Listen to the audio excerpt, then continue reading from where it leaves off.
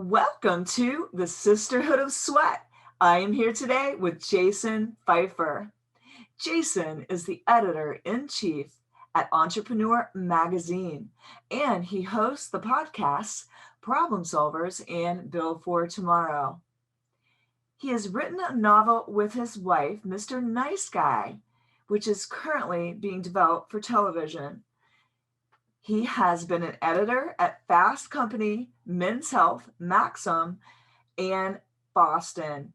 He has also written for The Washington Post, New York Times, Slate, New York Magazine, and others. Today, we talked about pandemic puppies. You may hear my puppies in the background because the natives are getting restless. They've been in and out, and now they're chasing each other through the house. That could probably be a separate episode. I love these two. Oh gosh, they are adorable. Pumpkin and Snickers. And we also talked about to-go cocktails and that they're available. They may be available in your state, a new thing. Maybe a treat to yourself during this time where everything's been canceled and we haven't been able to go to our favorite places and restaurants and connect with our favorite people. We talked about where Jason wishes he could travel, the things he's missed, and the ways that he's pivoted and been creative, as well as the top 3 ways to get an audience engaged, whether it's virtual audio or an article, something that you've written. And of course, he is an expert in this field. So this was an amazing interview with Jason. It's short and sweet and to the point. And we also talk about being adjustable and how to adjust. And I think as human beings, this is important, like I say, from birth to the grave. So without further ado, let's dive in with the one, the only, Jason Fiefer. I am so excited to welcome Jason Fiefer to the show today. Hey, thanks for having me. So exciting. For everybody out there listening, Jason is the editor of Entrepreneur Magazine. And that's right. A very exciting gig. Yes. How did you get started doing that? Get started at Entrepreneur? I mean, the funny thing is, cool job, lame job. It all just starts with talking to somebody and getting hired.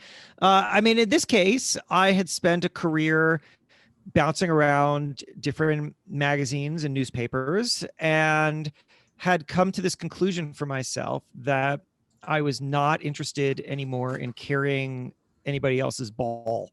I didn't want to go into environments that felt certain and where my role was clear. I wanted to start going into what I like to call molten environments, which is a phrase that I just completely stole from the founder of Dollar Shave Club.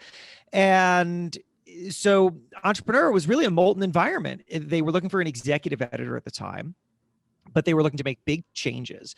And I came in and started making some changes. And then 9 months later, the editor-in-chief left and I made a play for the job and I got it. So, it's not magic. It's not magic. It's just deciding what you're good at and what you want to be doing next and then looking for the right opportunity. I love that. I love that so much. And just listening to your show, Build Your Tomorrow, how did you get started? Build for Tomorrow. Oh, Build for Tomorrow. Okay, Build for Tomorrow. I literally loved your format. It was very engaging and entertaining. What do you think are the top 3 things that get an audience engaged in your podcast and also your articles? Sure. Well, so my background is in media. I've been a reporter and editor for I don't know, too long. And a podcaster for maybe the last 5 years or so.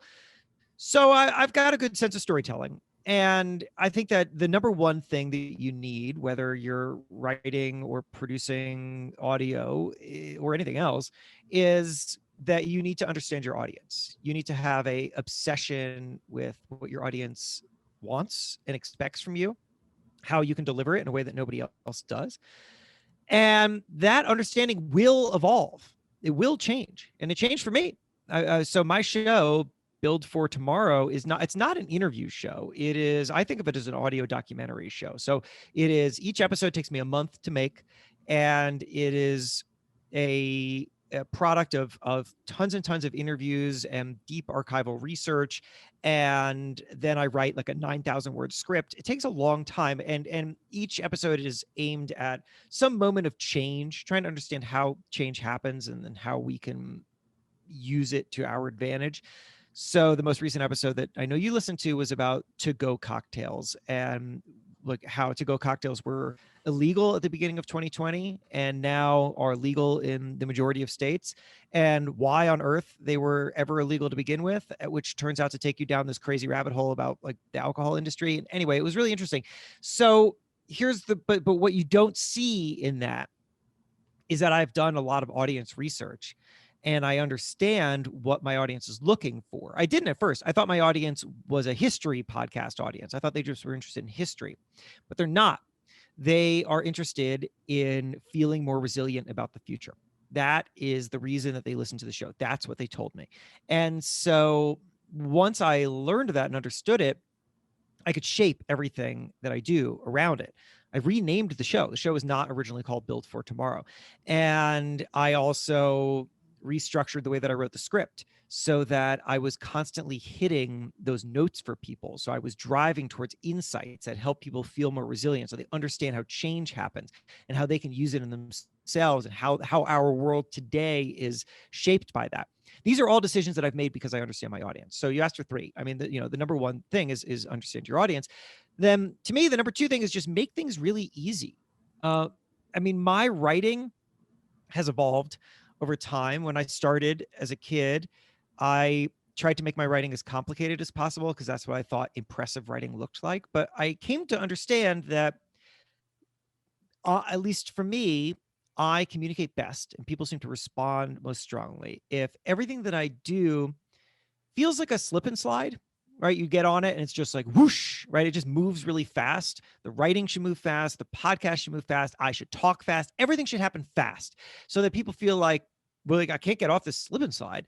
And then also it's just easy. It's just easy, right? And with the podcast, I've also found that humor just makes things go down easier. If you're going to go into a complicated subject, sprinkling jokes throughout it and taking little detours just really helps people digest it.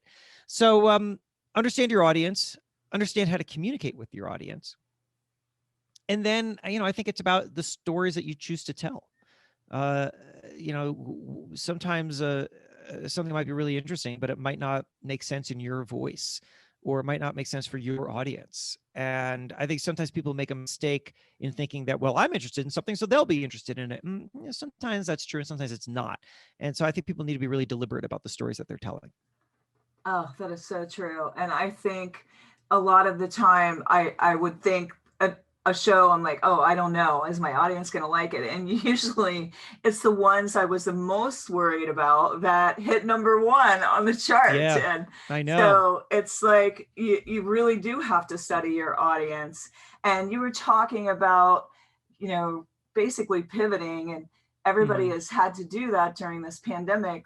We've had to restructure everything. I had to throw my business plan out the window because I own a gym. So I had to do another business plan because we had to close. And so what do you think is, when we thought we saw everything, this pandemic seems to be continuing. What do you think is, have you seen most entrepreneurs do to become more creative? What's the most creative things you've seen?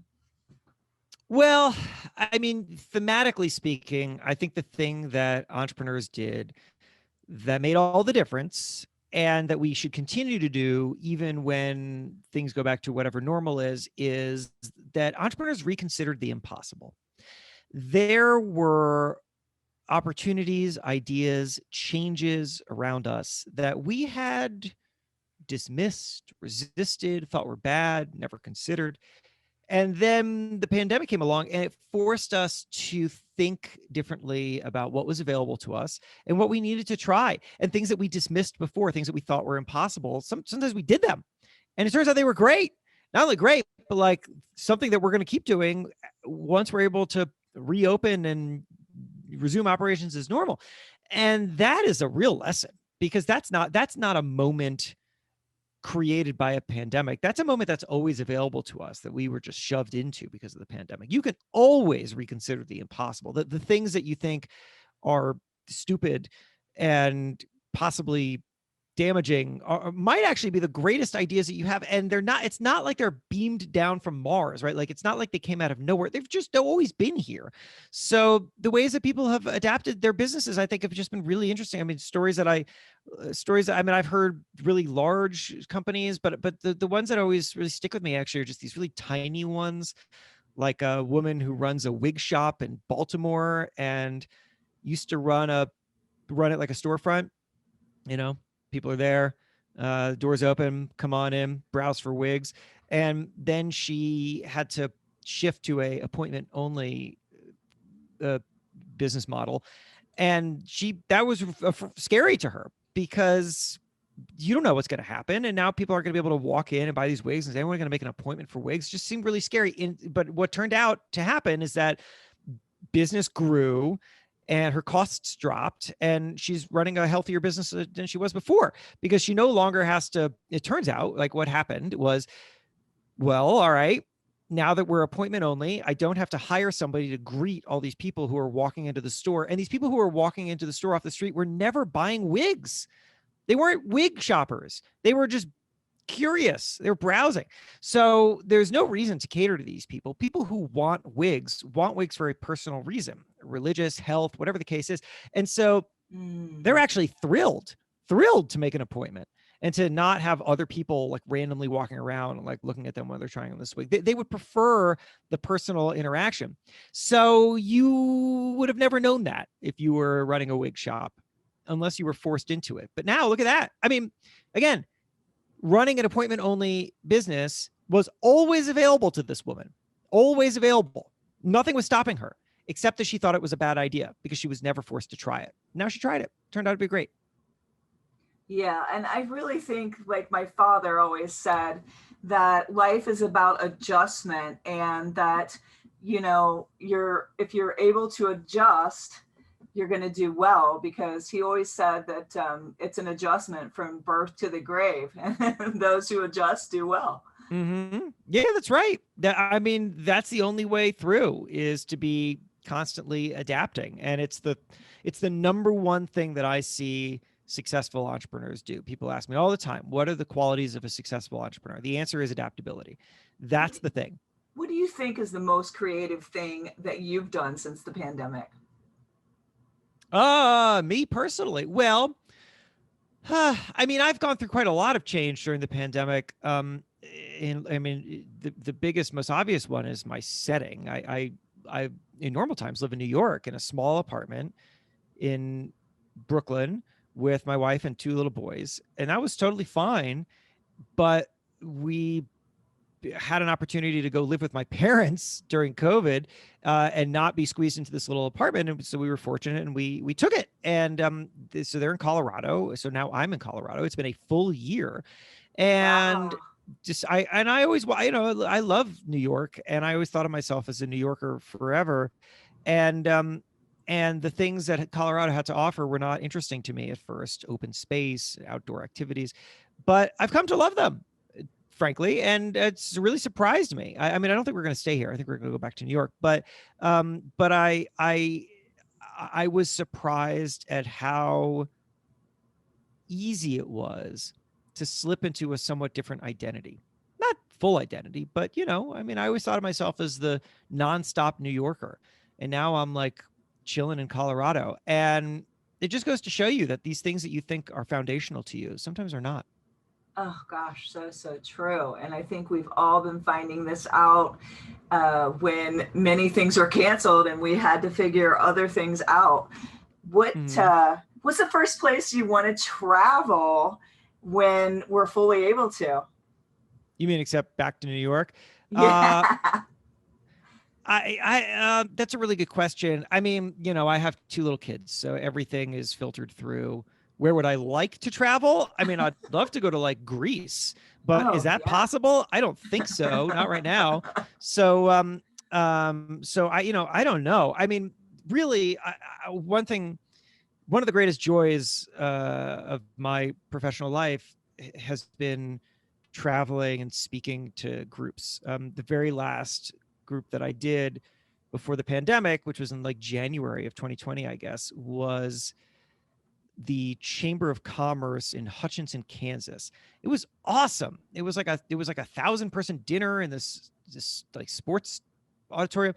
And this is what I love. I love getting on a plane, going to somewhere where I don't know anybody, but having an opportunity to connect with people. And then I spent that whole time like talking to people. After the talk, I think I downed like a whole bottle of wine with the local reporter, like local newspaper reporter. It was so fun. And I really, really have missed those things. So I cannot wait to get on a plane and go literally anywhere and meet with a bunch of people. That's like literally anywhere. I think everyone out there is feeling pretty much that way. And I know, like you said, what you think your audience wants and what they want could be different. And I always thought it was just about the hard workout that I brought. But what I really recognized before that and during that, the pandemic, was that they wanted connectivity, just like you said, the whole seeing people, networking. But I do feel like I brought connectivity even in a greater way through doing workouts on Zoom with my community. And so I feel like my business, I picked up the whole, let's do online, virtual. What do you think as far as businesses out there after this pandemic is over? Which businesses do you think we're going to see doing, booming and coming back strong?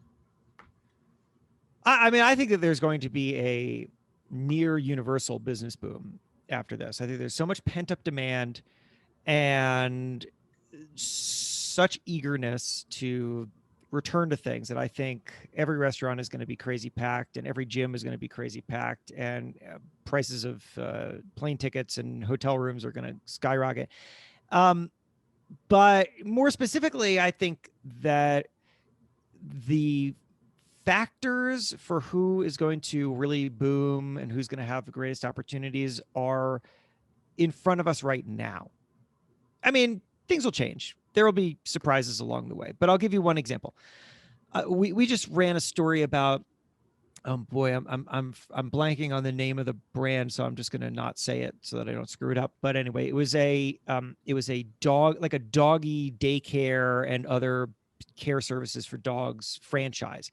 And they are expecting a massive, massive boom in business. And the reason for that is because they've been watching these interesting trends. A lot of people got pandemic puppies. And so they have these dogs at home, but they haven't actually experienced these dogs while they have like places to go. And they also have more money off a lot of them because for people who are fortunate enough to keep their jobs, because they haven't been spending their money on as many things. So now there's like more money. And also because they are like attached to these dogs, they're probably going to want to pamper them more. And also they're just going to want to pamper themselves as soon as this is out. So all of this seems to lead to more people who have dogs who are willing to spend money on them and are going to want to be out of the house as much as possible. Right. So if you're a doggy daycare place, you're watching those trends and you're like, here it comes, let's prepare for this.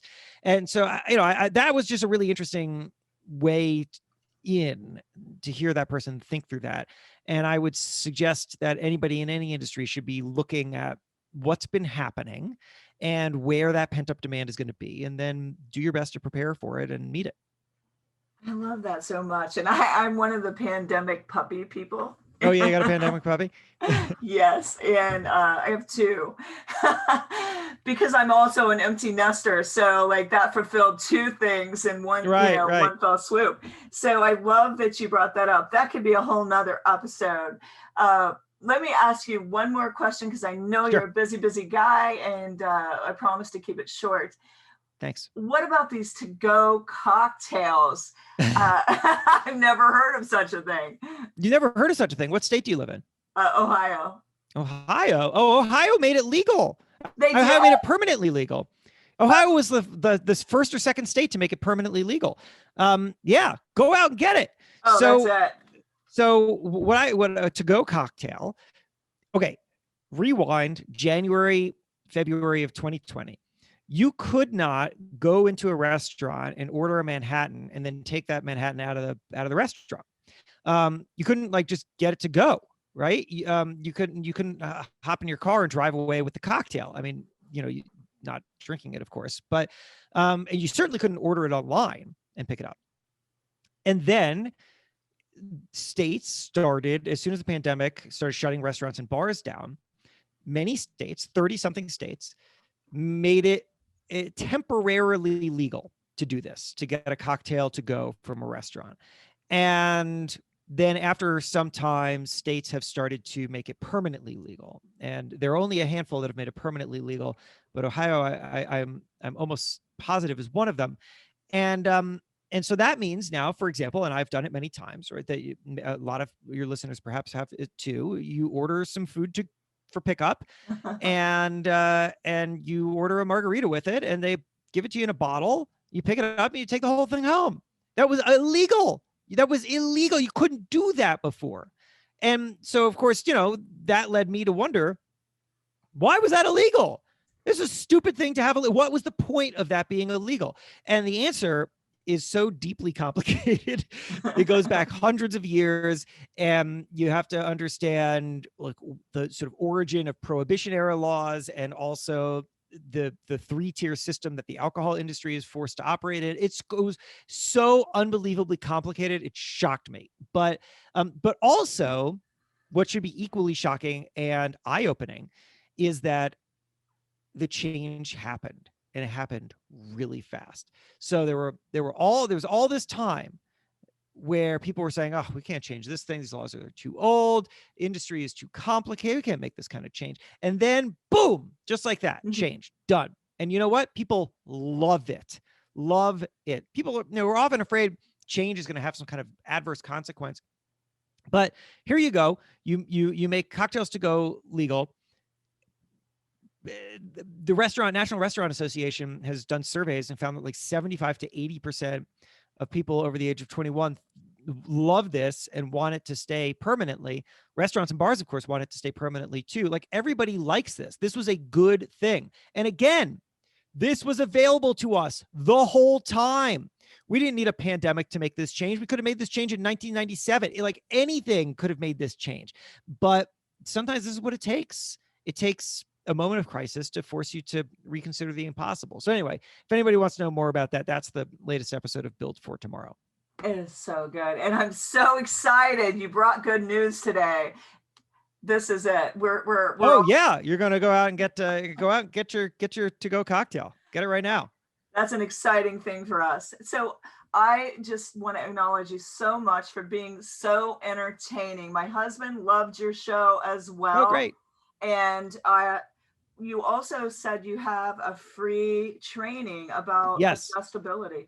That's right. So for anybody who is struggling to become more adaptable, to feel like you could be excited about the future, or if you feel like you're pretty good at this but could use a tune-up, I have a free training about how to become more adaptable. And the way you find it is just to go to my website, jasonfeifer.com, JASON, F as in Frank, EI, F as in Frank, ER.com, jasonfeifer.com. Just click on free training up at the top. And that's it. You'll be able to figure out the rest. Thank you so much, Jason, for making time out of your busy day today to spend time with the Sisterhood of Sweat. And as always, keep on keeping on.